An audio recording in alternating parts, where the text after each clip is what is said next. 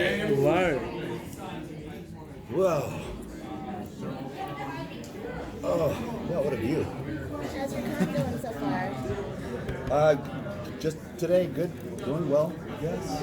How's yours going? It's going Started great. yesterday, right? Action-packed day with Tom Cruise. You had an action-packed day with Tom Cruise? You did. Isn't Tom Cruise here yesterday? Oh, I did not run across him. Oh, yes. No. So you being Commissioner Gordon and all that stuff, do you feel there's any like pressure compared to other people that have done that role, or is it just kind of like you just did your own thing and just? I just do my own thing. I just get in there and kind of feel it out. You know, just do it one step at a time, like any other acting role for me. You know, if anything, I think Gary Oldman in the big leagues kind of showed me the kind of depth that this guy could have. So I think it would be pretty easy to do Commissioner Gordon sort of one-dimensionally because he's just this. He doesn't get a lot of credit for who he is. And, but I think he's just a guy who cares deeply about the people of the city. Does everything he can to try to help them. And that's how you approach it. That's how I would do it. Yeah. I, Bruce, as opposed to developing some weird character. Yeah. So, in what ways do you sort of relate to or empathize with your character and their journey during the events of this film? Well, I have not even seen the film yet, so I'm one step behind in that regard. So sorry about that. We did this 2 years ago, and I'm trying to remember exactly what the arc of the story is. Gotcha. But I will say that I think Commissioner Gordon's pretty much at his wit's end in this, in that there's so much going on. It's so full of mystery, it's so dark, and he just really doesn't know what's going on. So that's what I remember about it, and that's what I'm hoping that comes across. You don't remember a favorite moment from the movie that you're looking forward to the fans? I saw the moment in the trailer where he says, "Can't we just have a nice quiet weekend?" Yeah. Which is a great. It looked great and sounded great. I don't actually have any great anecdotes to give you about that. What type of research do you do to get your character? I don't really do a lot of research, to be honest. I know that'll break hearts, but anybody in actors. But I, like I was trying to allude to before, I think I just put myself. I've done so many DC Comics worlds that it's easy for me now to just kind of throw myself into this dark world of what's happening. It's a familiar place for me to be. And Gordon's perspective is he's just trying to figure it all out and do the right thing. And I sort of make it as simple as possible in that way. So I don't have to do a whole lot. I don't think. I think it's very human to be in a position of listening to really feel it. And that's the Normally, Commissioner Gordon kind of just carries the story along a little bit, but he's pretty integral to this story. Do you remember anything? Are you familiar with the source? It's so bad. I know. I asked the publicist this morning. I said, "What are my talking points?" He said, "Oh, I forgot to send you the film, didn't I?" Yeah. I'm sorry. That's okay.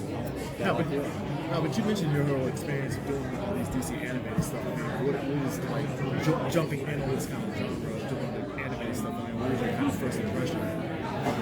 Back when I started? Yeah, back when you started leading up to now, like what was your kind of first impression? Like Well, jumping into it? my first employment in the DC world was I actually am an official Batman. So I was on camera. I played Batman in the OnStar commercials back in 2000, 2001, 2002.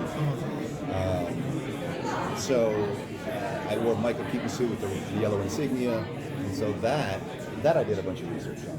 You know, just finding out who Batman was from an actor's perspective, and that darkness, and that dark world, and all that research brought me into this soup of darkness that I just fell in love with. And then subsequently, I've been hired in nothing but the DC Comics universe as opposed to the Marvel universe. So I haven't even done anything for Marvel. I've always just done DC Comics, and I think there's some sort of thing that I have in my blood for this world. Clearly didn't like it. Yeah, I guess so. I mean, clearly.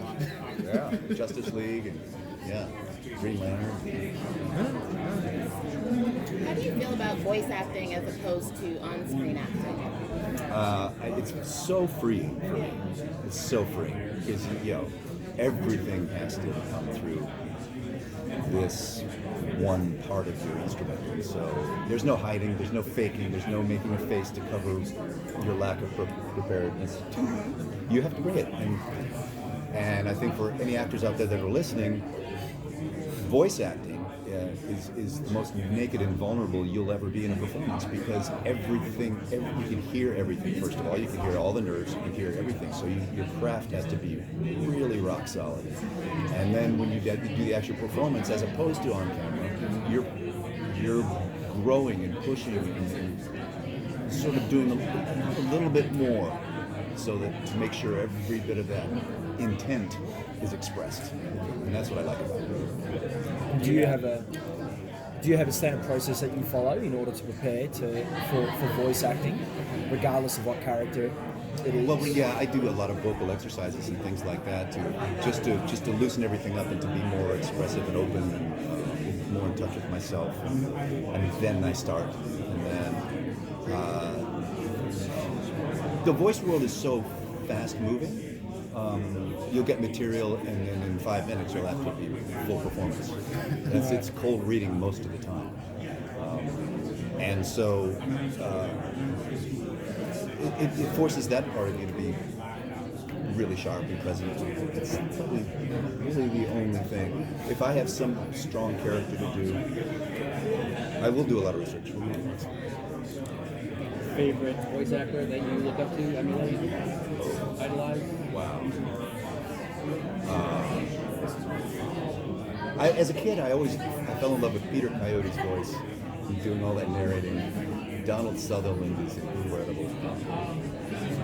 I tend to fall in love with these old sages, just the guys that have been around, and you can hear it in everything they speak about.